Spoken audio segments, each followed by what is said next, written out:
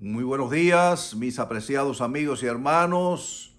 Agradecemos a nuestro amante Padre Celestial por la linda oportunidad que nuevamente nos concede de presentar nuestro programa en el día de hoy.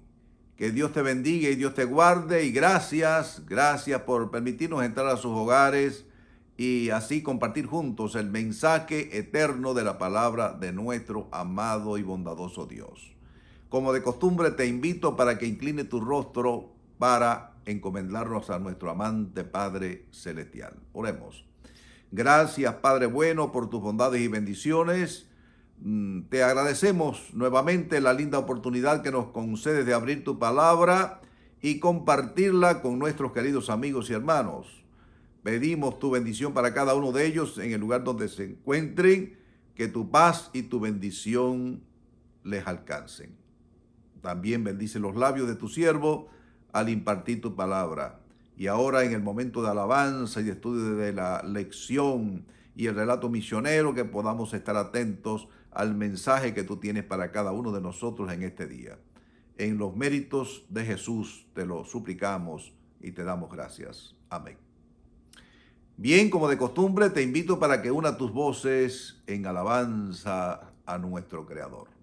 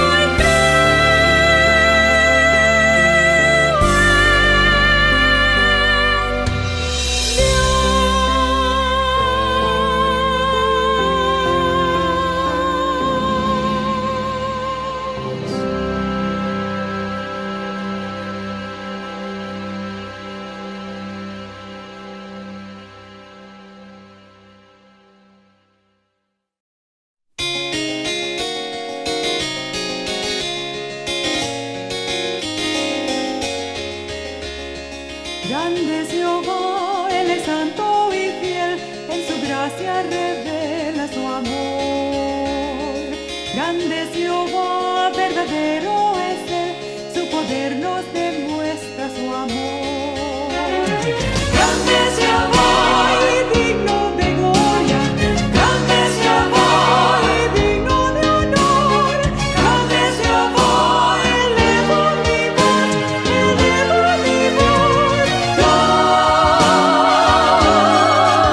es Jehová,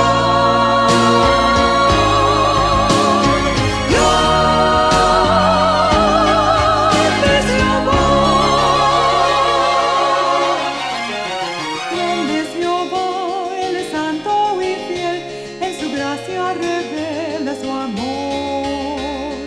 Grande es Jehová, verdadero es Él, su poder nos demuestra su amor. Grande es Jehová y digno de gloria, grande es Jehová y digno de honor. Grande es Jehová, eleva tu voz, eleva tu voz. Grande es Jehová,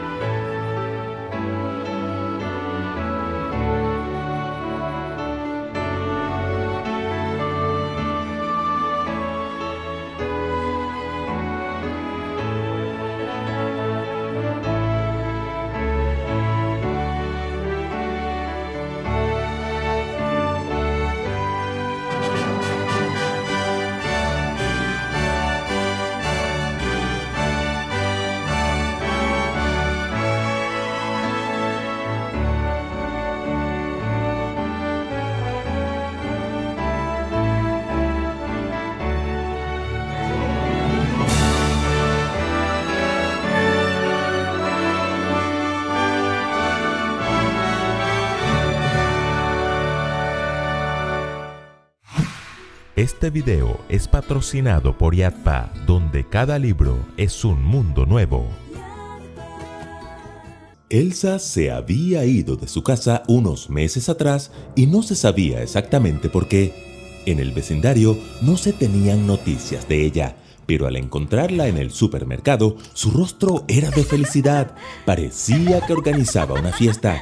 Llevaba un gran ponqué, globos, serpentinas. Hola, vecina. Se ve muy feliz. ¿Está de cumpleaños? No, pero mañana será un gran día. Llegó la hora del juicio en la corte. ¿Está feliz porque va para un juicio? Elsa les explicó que había sido víctima de una estafa, que la tenía a punto de perder su casa, pero estaba segura de que en el juicio el juez fallaría a su favor y podría mudarse nuevamente a su vivienda. ¿Cómo podía estar tan segura? Conseguí un gran abogado que reunió evidencia contundente en mi favor y me tocó un juez cristiano que tiene fama de ser justo. Se despidieron y le prometieron que estarían orando para que todo saliera bien en el juicio, pero lo cierto es que todos quedaron sorprendidos con su actitud. A mí, la sola palabra juicio me llena de miedo. En cambio, ella está preparando una fiesta. La verdad, tiene motivos para celebrar. Está a punto de recuperar su casa. Escuela Sabática Like te invita a estudiar el mensaje de Hebreos. Lección 12. Recibir un reino inconmovible. En el libro de Hebreos, Pablo recuerda constantemente a su público que se acerca un juicio y que deben prepararse. Pero ese juicio no es para tenerle miedo, pues su propósito es devolvernos el hogar que un día perdimos. Por eso la pregunta de esta semana es, ¿por qué podemos estar felices y tranquilos frente al juicio de Dios? En primer lugar, por su escenario. Cuando escuchan Monte Sión, ¿qué se les viene a la cabeza? La ciudad de Jerusalén, el lugar donde celebrarán los redimidos su salvación. Muy bien. Sión es el mismo monte antes llamado Moria, en donde Abraham casi sacrifica a su hijo Isaac. En la época del rey David ya se le llamaba Monte Sión, y fue allí donde Salomón construyó el templo de Jerusalén. Como el Arca del Pacto fue trasladada hasta allí y allí se manifestaba la presencia de Dios, Sión cobró una connotación especial, el lugar de la morada de Dios. Con el tiempo, Sión se convirtió en el nombre poético de toda la ciudad. Incluso a los habitantes de Jerusalén se les llama varias veces hijos e hijas de Sión. En Apocalipsis, el profeta Juan ve en visión a los redimidos celebrando su triunfo junto con el Cordero en el monte Sión. Ahora Hebreos 12:22 afirma que nos hemos acercado al monte Sión. ¿Se refiere al Sión literal? No, es una forma poética de decir que nos hemos acercado con los ojos de la fe a lo que indica inmediatamente después en el mismo versículo, a la Jerusalén celestial, la ciudad del Dios viviente. ¿Y para qué nos acercamos allí? Para una celebración. El texto dice que nos hemos acercado a millares y millares de ángeles a una asamblea gozosa. Lo interesante es que también se nos dice, en el versículo 23, que nos hemos acercado a Dios, el juez de todos. De hecho, los versículos 22 al 29 del capítulo 12 de Hebreos están describiendo una escena de juicio en el monte Sión, en la Jerusalén celestial. Entonces, ¿por qué la celebración? Porque Sión es un lugar de victoria. Abraham se gozó en Sión. Salomón y su pueblo se gozaron en Sión. Los redimidos se gozarán en Sión. El Salmo 110 nos enseña que Jesús fue proclamado sacerdote para siempre en Sión, otro motivo de gozo. ¿Lo notan? Si aceptamos a Cristo como Rey y Mediador, ya podemos, como Elsa, celebrar nuestra victoria en el juicio y vernos celebrando con Cristo en Sión, la Jerusalén celestial. En segundo lugar, por el juez. Decíamos que Hebreos 12:23 nos dice que también nos hemos acercado a Dios, el juez de todos. Ya hablamos de Sión, ahora hablemos del juez. ¿Recuerdan en la Biblia otra escena donde Dios aparece como juez? ¡Claro! En Daniel capítulo 7. La escena del anciano de Días. Correcto. De hecho, los versículos de Hebreos 12 que hemos mencionado evocan el gran juicio previo al advenimiento descrito en Daniel 7, que retrata una escena de juicio donde Dios, el anciano de días, se sienta en un trono hecho de fuego y está rodeado de millones de ángeles. Se abren los libros y el juicio se decide a favor de los santos del Altísimo, que entonces reciben el reino de Dios. ¿Notan las similitudes en ambos pasajes? ¿Notan que en ambos casos el resultado del juicio es favorable para los hijos de Dios? Y es que en ambas escenas no solo está el juez, Jesús está presente como mediador. Jesús está en el juicio para mostrarle al universo lo que hizo por nosotros en la cruz y en nosotros a lo largo de nuestra vida. Jesús, su obra y sus logros siempre estarán en el centro de la escena.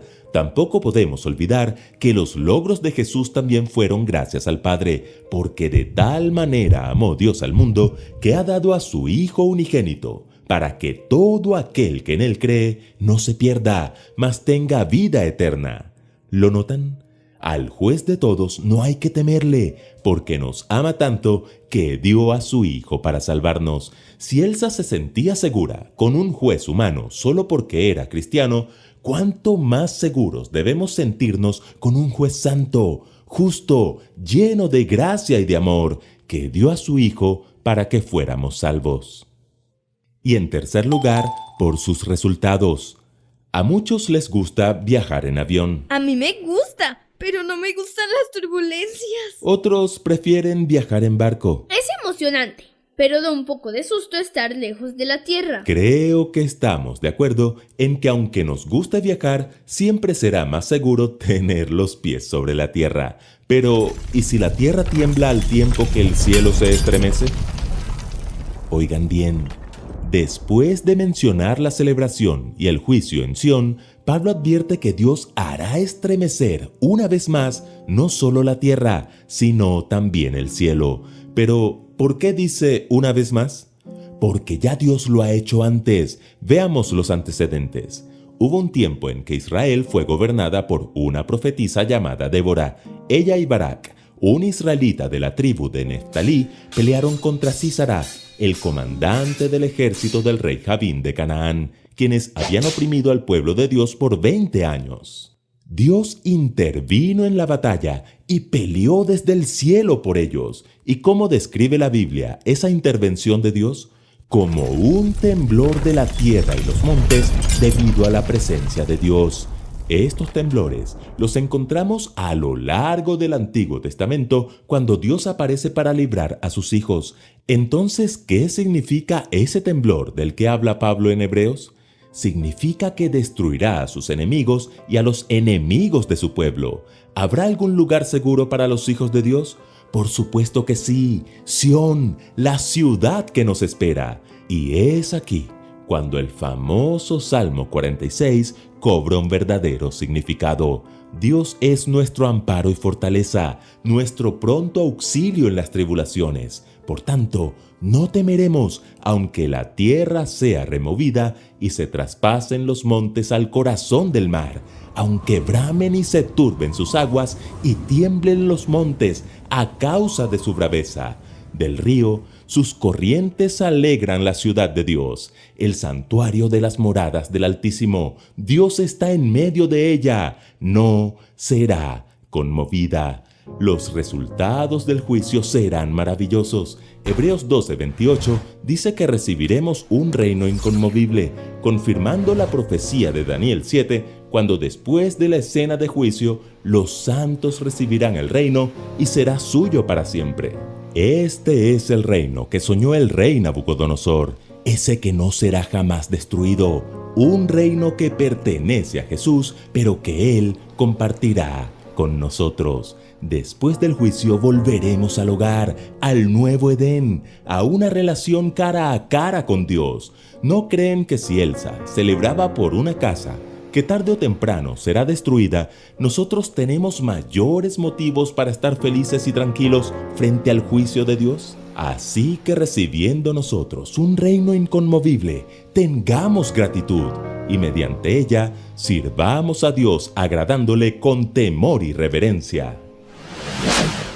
Escuela Sabática Like les invita a seguir estudiando el mensaje de Hebreos. YATPA te ofrece un maravilloso recurso para entender y aplicar el mensaje de Hebreos hoy.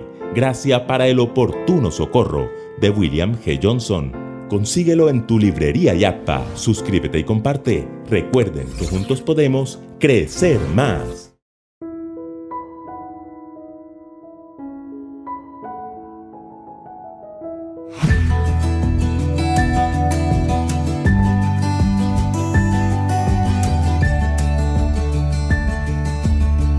Probad y ved. Historia de hoy: aprendiendo a diezmar.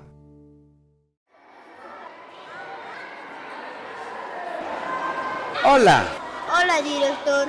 ¿cómo estás, hijito? Bien, ¿Bien? ¿Pero por qué estás triste? porque mi papá no me da recreo. ¿No te da recreo tu papá? Sí, ¿Por qué crees que no te da? porque mi papá me gusta dar dinero todos los sábados a la iglesia. Todo le da la iglesia y para ti no hay. Mira, te voy a contar una historia. ¿Quieres? Sí, director. Había una familia que vivía en el campo. El hijo quedó huérfano, quedó solamente con su madre y su abuelita. Este niño, desde temprana edad, trabajaba junto a su madre en la chacra. A la vez estudiaba en la escuela adventista Santa Rosa. Ellos siempre iban juntos a la iglesia todos los días sábados. Un día, mirando la Biblia de su madre, encontró un papel que le llamó la atención. Nombre: Agustina, viuda de Ticón. Donaciones de diezmo: 20 bolivianos. Y a mí solo mi mamá me da 25 centavos de recreo y 20 bolivianos a la iglesia. Y de total 20 bolivianos.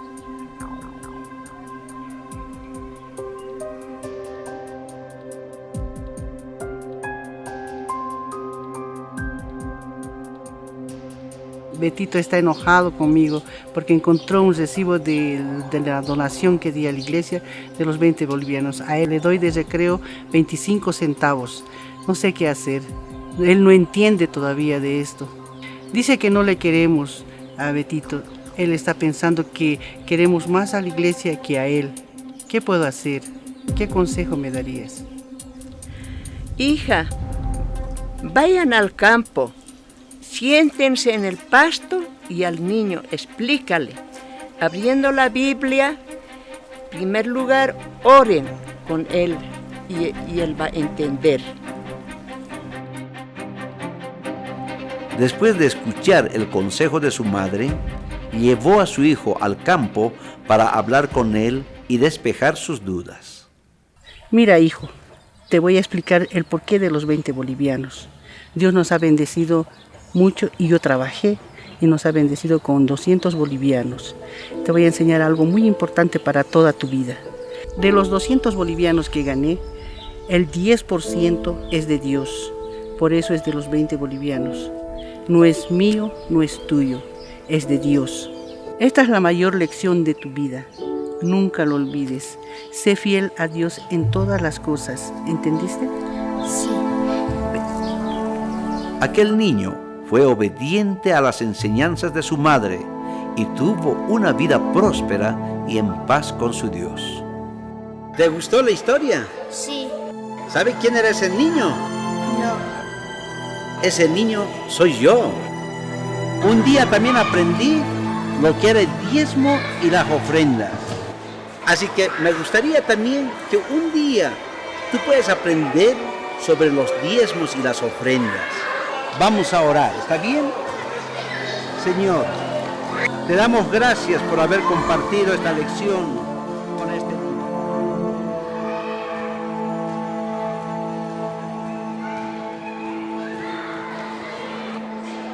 Apreciados hermanos, es un privilegio ser padres.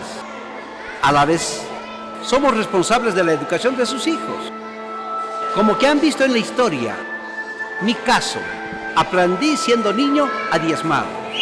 Usted también puede enseñar a su hijo. Y es bueno ser fiel a nuestro Dios. Probad y ved. Y ahora les invito a este momento especial de adoración a través de los diezmos y ofrendas. Que Dios les bendiga.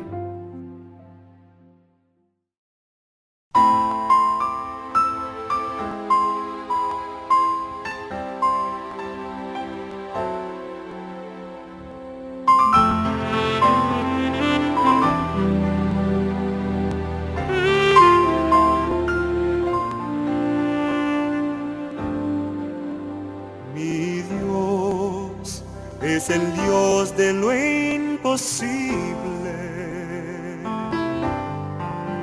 Él es el gran yo soy, eterno el Shaddai,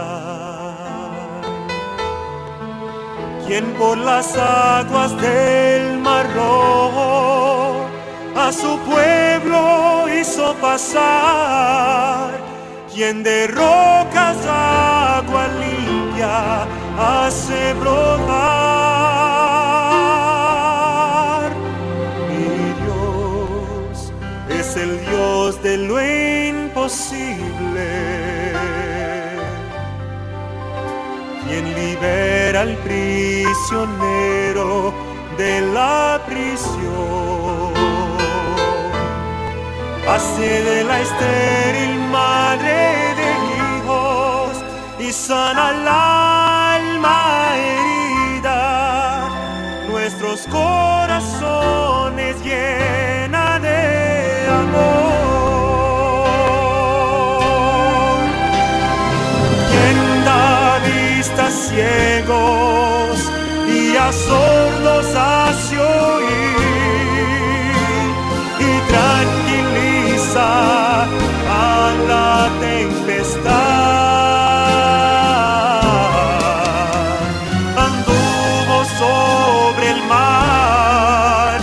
A los mudos hace hablar, paralíticos y cojos hace andar.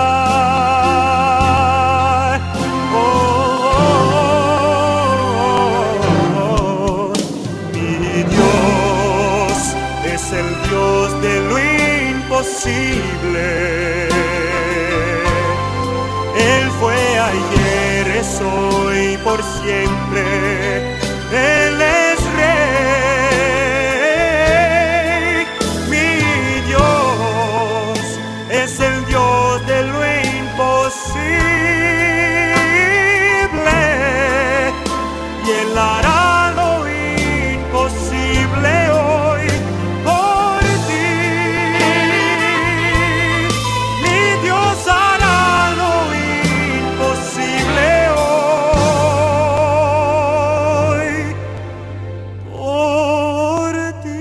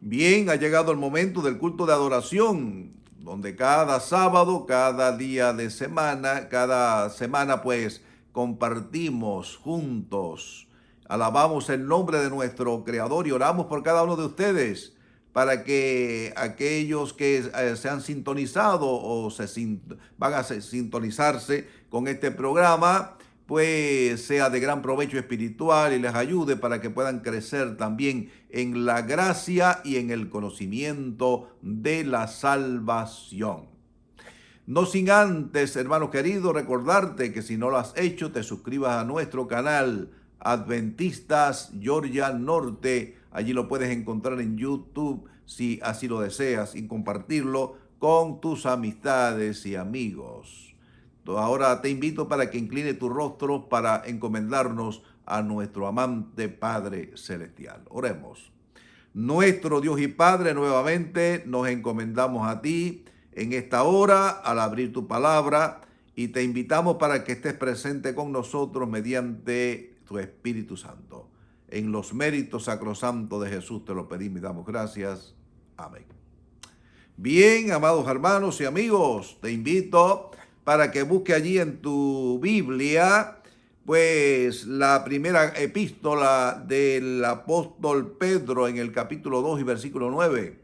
Allí está el mensaje que queremos compartir con ustedes en este día maravilloso. Le hemos titulado a nuestro mensaje Las virtudes de Dios. Qué interesante, ¿verdad? Las virtudes de Dios.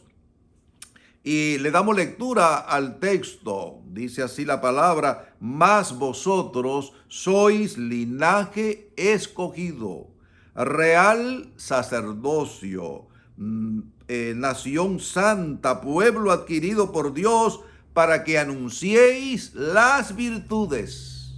Y ahí está el título de nuestro mensaje. Dios nos llama para anunciar sus virtudes, de aquel que nos llamó de las tinieblas a su luz admirable. Alabado sea el nombre de nuestro amado Salvador Jesús, porque Dios nos ha escogido desde antes de la fundación del mundo para que seamos santos y sin mancha, para que anunciemos el evangelio eterno de nuestro amado Salvador Jesús. Linaje escogido. A pesar de la apostasía manifestada en el mundo a través de los tiempos, Dios ha procurado siempre mantener un remanente fiel. Eso, al estudiar su palabra, pues nos vamos dando cuenta de cómo Dios ha escogido hombres santos y ha mantenido un linaje real, un linaje santo a través de todos los tiempos. Dios ha procurado formar este pueblo. Hoy en día se le llama la iglesia remanente, la iglesia militante, que muy pronto llegará a ser la iglesia triunfante de Jesucristo. Escogió a Abraham, por ejemplo, y le dijo: vete de tu tierra y de tu parentela a la tierra que yo te mostraré. Y allí en Génesis capítulo 12, versículo 1. De manera que Abraham fue un hombre santo de Dios, un fiel testigo de su palabra. Luego escogió a Isaac y luego a Jacob, eran patriarcas. Llegó cuando cuando los planta como preciosa vid en Egipto, allí, y luego lo traslada a Palestina. En Éxodo capítulo 19 y en el versículo 5 se nos dice: vosotros me seréis mi especial tesoro sobre la tierra. Hermanos queridos, yo creo que esto no ha cambiado ni un momento. Dios escogió y se propuso hacer del pueblo de los descendientes de Isaac y Jacob y de Abraham su especial tesoro. Ellos debían de cumplir con la gran comisión desde las murallas de Jerusalén. Debía de salir la palabra de Dios a los demás pueblos y naciones, pero lamentablemente no cumplieron con este objetivo sagrado. No fueron pocos los llamados a través de los profetas para que abandonaran la idolatría y se volvieran a Él. En el año 1844 marcó el inicio del gran movimiento adventista. Dios levantó un remanente fiel con una misión especial en un tiempo especial, con un mensaje especial, con características especiales. Dios colocó en este pueblo la gran responsabilidad de proclamar al mundo el mensaje de los tres ángeles que encontramos en el libro de Apocalipsis, capítulo 14, de 6 al 12. Aquí leemos allí en Apocalipsis capítulo 14, 12. Aquí está la paciencia de los santos, los que guardan los mandamientos de Dios y tienen la fe de Jesús. De manera que este remanente fiel que se levantó en estos últimos tiempos tendría esta linda característica. Es la iglesia que guarda los 10 mandamientos, incluyendo el cuarto mandamiento, el sábado, que nos dice que el sábado es el día de Jehová, que Dios Jehová santificó desde el Edén y se lo dio al hombre. Así lo dice Isaías 58, 13 y 14. Este pueblo, este remanente especial, como Juan el Bautista, sería el encargado de preparar un pueblo para la segunda venida de Cristo. Así que tenemos tú y yo la gran responsabilidad, hermanos queridos, de ser los precursores, los que preparamos el camino para la segunda vuelta de nuestro amado Salvador Jesús, que sabemos que será muy pronto. La misión encomendada al remanente sería proclamar en alta voz, como decíamos al principio, el mensaje de los tres ángeles, incluyendo, como dice el primer mensaje, capítulo 14 de Apocalipsis, versículo 6, el evangelio eterno. Hermano, ¿y qué cosa es el evangelio eterno? ¿Es que acaso existe otro tipo de evangelio? No, el evangelio es eterno, porque ese evangelio se proclamó primeramente en el cielo, cuando hubo aquella reunión especial allí, el consejo de paz en el cielo. El hombre había caído en pecado y se reunió el Padre, el Hijo y del Espíritu Santo, los tres miembros de la divinidad en el cielo, y decidieron que Jesucristo, el segundo miembro de la divinidad, descendería aquí a la tierra y daría su vida en propiciación por nuestros pecados, como ofrenda por el pecado. Así que fue anunciado al mundo, al universo, que había una salida, un escape. El Hijo de Dios sería la ofrenda especial, moriría en la cruz y se constituyó el bendito plan de la redención.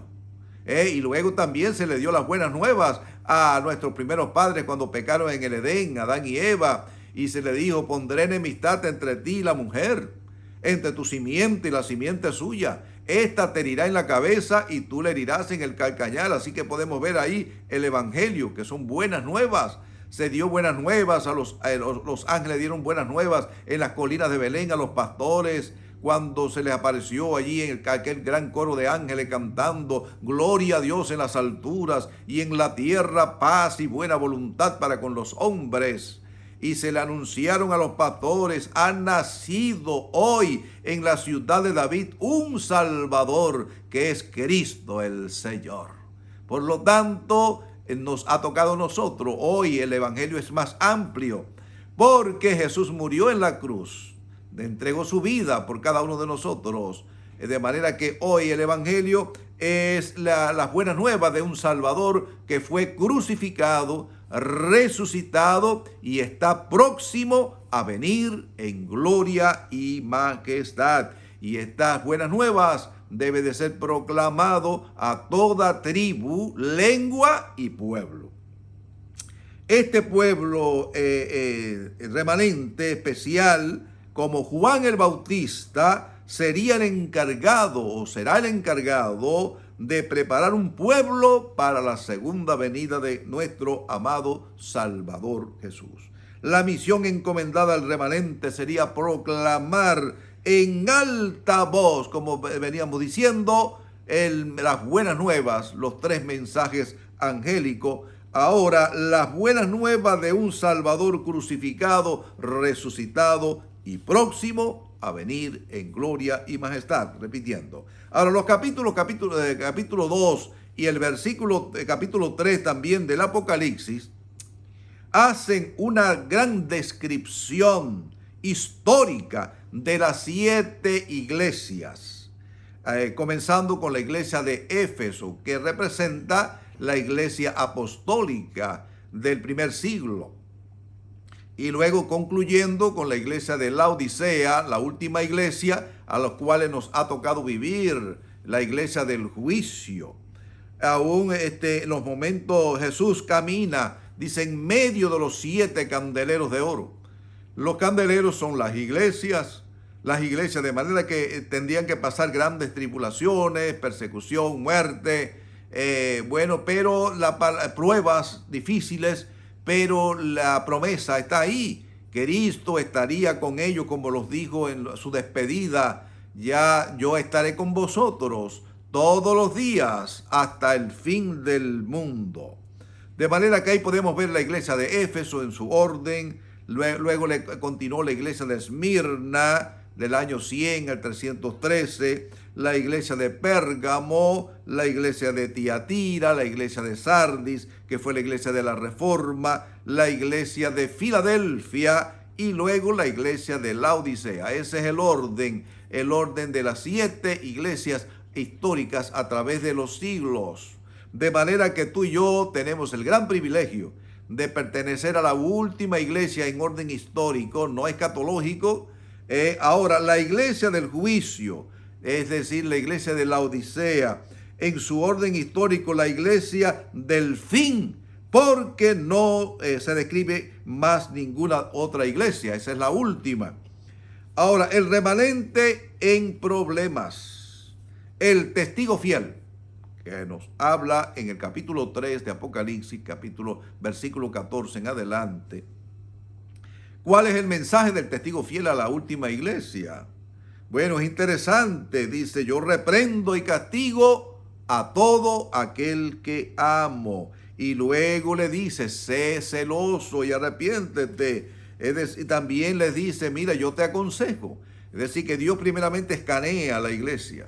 Nos escanea a ti, a mí, a cada uno de nosotros que formamos parte de esa iglesia en estos últimos tiempos, y nos dice: te crees rico, pero no sabes que eres un desventurado, pobre, ciego, desnudo.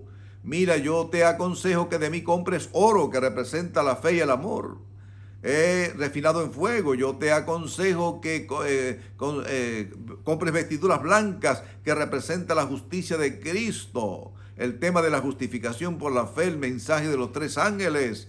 Mira, yo te aconsejo que también pases por la farmacia y compres, ¿qué cosa? Colirio, porque no tienes discernimiento espiritual, no te estás dando cuenta de los tiempos en los cuales te ha tocado vivir, hermano. Luego termina diciendo: yo soy celoso, luego le dice: sé celoso y arrepiéntete. Ahora sigue diciendo el texto que nos ocupa en este día: somos pueblo adquirido por Dios. ¿Cuántos alaban el nombre de Dios por esto?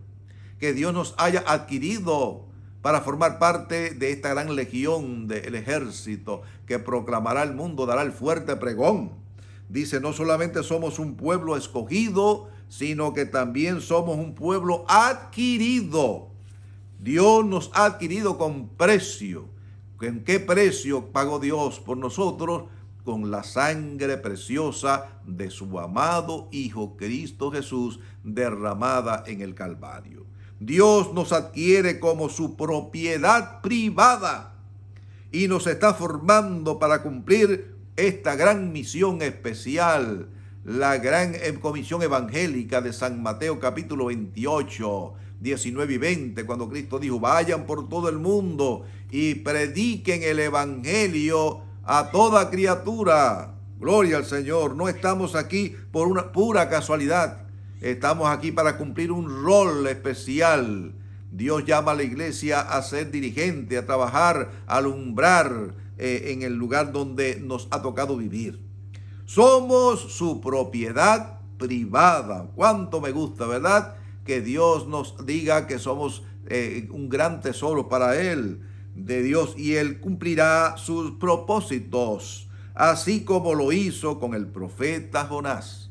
Dios le había dicho a Jonás, mira, Jonás, ve al Nínive a predicar allí, esta ciudad corrompida. Jonás tuvo miedo, terror, y se embarcó en aquel barco para España, Tarsis, España, en dirección contraria. Pero Dios, cuando quiere cumplir su propósito, obra de maneras extrañas.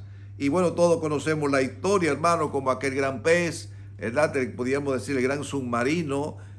Allí pues lo tomó y lo vomitó allí en las costas de Nínive. Y Jonás pues comenzó a proclamar la palabra de Dios. Drama parecido está sucediendo con el remanente hoy en día. El remanente de hoy en día rehúsa, como Jonás, prepararse. Pero Dios tiene sus métodos, recuerden esto, para hacernos recapacitar.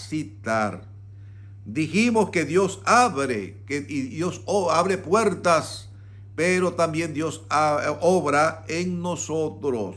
Mire, Apocalipsis capítulo 18.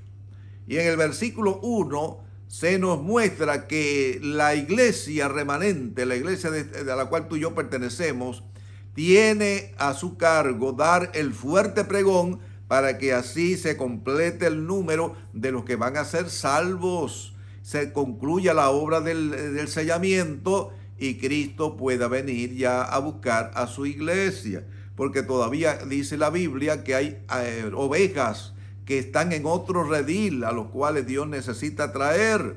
Dice la sierva inspirada que la mayoría del pueblo de Dios se encuentra en las iglesias protestantes. Imagínense ustedes, y aún entre las iglesias católicas, Dios tiene personas sinceras a las cuales va a llamar para que reciban el sello de Dios y puedan ser salvos.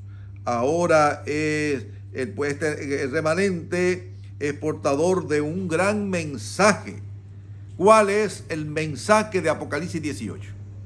Bueno, pues dice el versículo 4, salid de ella, pueblo mío, y para que no seáis partícipes de sus plagas.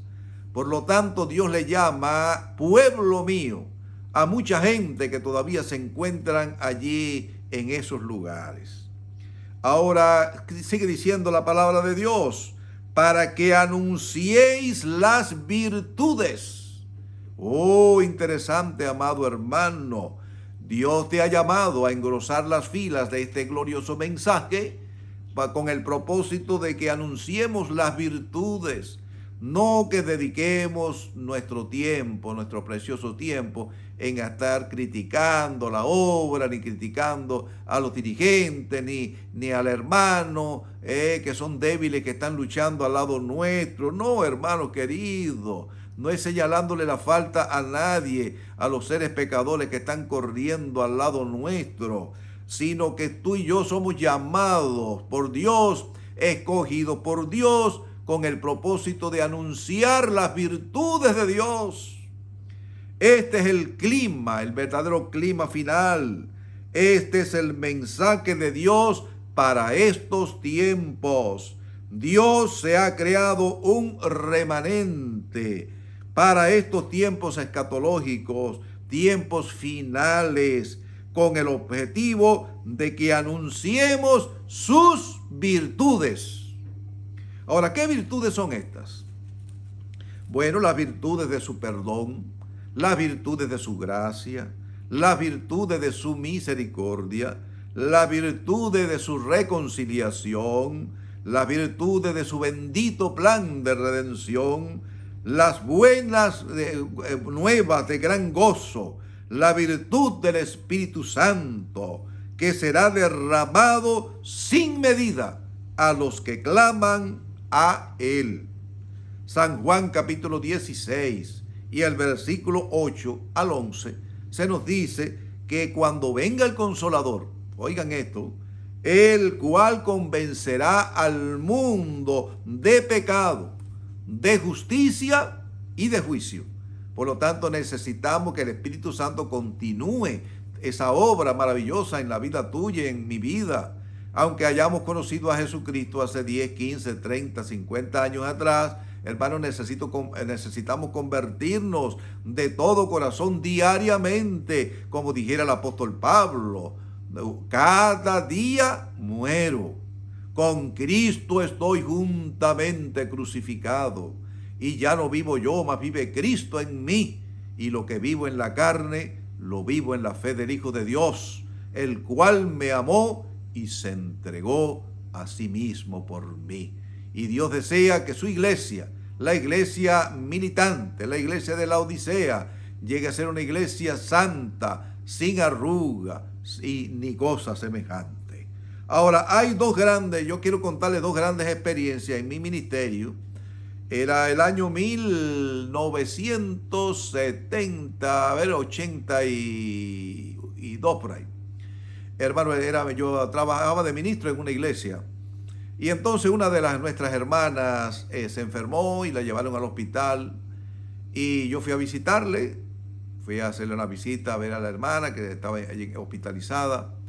Y bueno, yo permanecí como ministro joven, al fin permanecí allí a un rinconcito de la sala, ya compartía el cuarto con otra persona más, de manera que la saludé afablemente y cruzamos algunas palabras, pero de pronto noté de que había entraba un señor allí al cuarto, y aquel señor pidió permiso para orar por la hermana, puso su mano así arriba de la hermana y tuvo una oración fervorosa que parecía que la hermana se iba a levantar.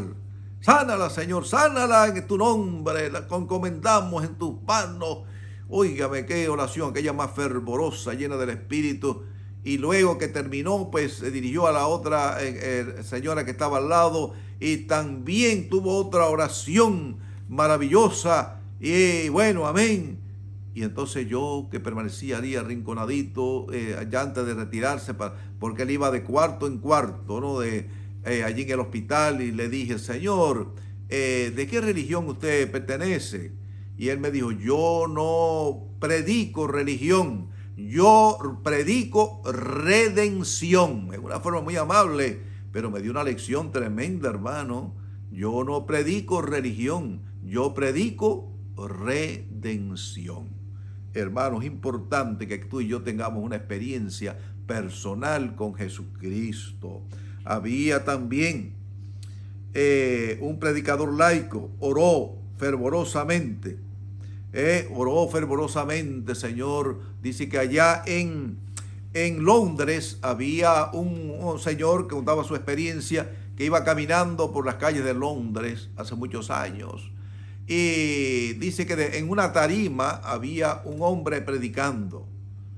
Y él se detuvo por un segundo y escuchó que este predicador laico decía, no he pasado por el colegio secundario, pero sí he estado con Cristo en el Calvario.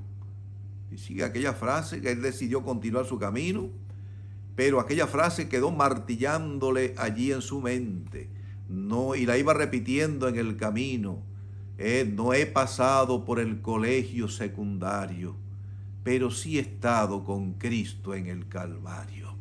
20 años después, este señor se convirtió y él contaba la experiencia diciendo, en mi vida yo he escuchado a grandes predicadores, y entre ellos mencionaba a Carlos H. Spurgeon, conocido como el príncipe de los predicadores en aquellos tiempos. Dice, yo no recuerdo ninguna sentencia, ninguna frase de esos grandes predicadores, solo recuerdo aquella humilde sentencia de aquel humilde predicador laico, yo no he pasado por el colegio secundario, pero sí he estado con Cristo en el Calvario. De manera que cada uno debe de experimentar la conversión. Otra fue cuando asistiendo por tercera vez allí en una sociedad de jóvenes, hace unos 15 años atrás. La hermana, no había muchas personas ese viernes allí en la iglesia, y la directora tomó un papel y le dijo a cada uno de los presentes: mire, en este papelito que ustedes ven aquí, que está en blanco, usted va a poner 5 virtudes de la persona que está al lado suyo. Digo, oh, qué buena idea, ¿no? Y entonces usted tenía que, aquella persona que estaba al lado suyo, usted tenía que poner, bueno, es una persona tal, así, de esta manera, de la otra. Así que debía de señalarle 5 buenas cualidades. Ah, hermano querido, qué lindo, 5 cosas positivas del hermano. 5 buenas cosas, 5 cosas bonitas. Muchas veces, ¿qué hacemos? Hermano, hablamos cosas malas, criticamos a la persona, somos dados a la crítica y hablamos las cosas negativas de las personas en vez de hablarle de las virtudes, de las cosas buenas de esas personas. Me dio una lección tremenda, maravillosa ese día, y de ese momento yo decidí siempre hablar las cosas positivas de mi prójimo. Sigue diciendo aquí en Éxodo capítulo 34 y en el versículo 6 y 7. El ángel proclamó allí cuando Moisés le dijo: Señor, muéstrame tu gloria. Y entonces Dios lo puso allí en la hendidura de la roca e hizo proclamar delante de él: Jehová, Jehová, fuerte, misericordioso, piadoso, tardo para la ira, grande en verdad y misericordia, que perdona la iniquidad y la rebelión y el pecado, y en ningún modo tendrá por inocente al malvado. Ahí podemos ver las virtudes de Dios. Dios es un Dios fuerte, Dios es un Dios misericordioso, Dios es un Dios piadoso, Dios es un Dios amante, porque de tal manera amó Dios al mundo, que ha dado a su Hijo unigénito, para que todo aquel que en él cree no se pierda, mas tenga vida eterna. Concluimos: agradezcamos a Dios por habernos tenido presente para formar parte del pueblo remanente de su iglesia militante, que muy pronto llegará a ser la iglesia triunfante de Jesucristo. Que Dios añada su bendición sobre su palabra santa, que es bendita por los siglos de los siglos. Y recuerda, queridos hermanos, Maranata, el Señor viene y viene pronto. Bien, ahora te invito a entonar las estrofas de este bello himno.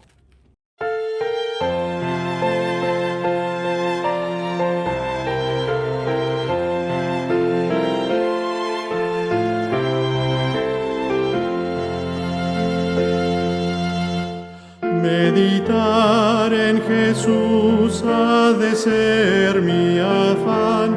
Me amó siendo yo un pecador. Él ganó para mí la diadema celestial. En la cruz mostróme su amor. Ven, ven, buen Jesús, mora en mi corazón, lléname de santidad, pues contigo deseo andar. Consultar a Jesús ha de ser mi afán, y Jesús me dará su clara luz. Sin Jesús y por mí nada quiero practicar, mis acciones inspire Jesús. Ven, ven, buen Jesús, mora en mi corazón, lléname de santidad, pues contigo deseo andar. Predicar a Jesús ha de ser mi afán, y Jesús me dará fuerza y poder. Sin Jesús y su amor vano fuera trabajar, de Jesús en la cruz hablaré. Ven, ven, buen Jesús, mora en mi corazón, lléname de santidad, pues contigo deseo andar. Imitar a Jesús ha de ser mi afán, en Jesús quiero mi modelo ver. Sin mirar a Jesús nada bueno puedo hacer, mas fijándome en Él todo es bien. Ven, ven, buen Jesús, mora en mi corazón, lléname de santidad, pues contigo deseo andar.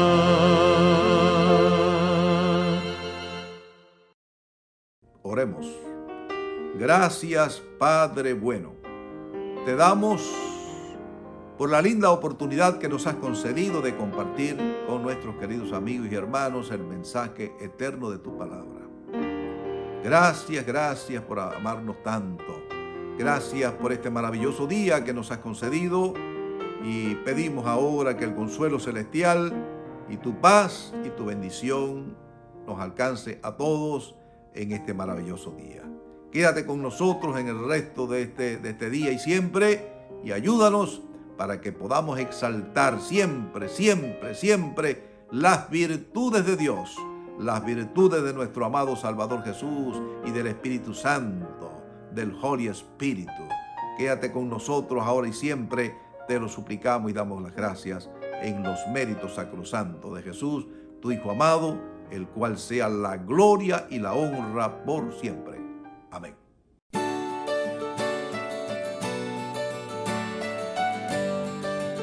Jehová te bendiga y te guarde. Jehová haga resplandecer su rostro sobre ti y tenga de ti misericordia. Jehová alce sobre ti su rostro y ponga en ti paz.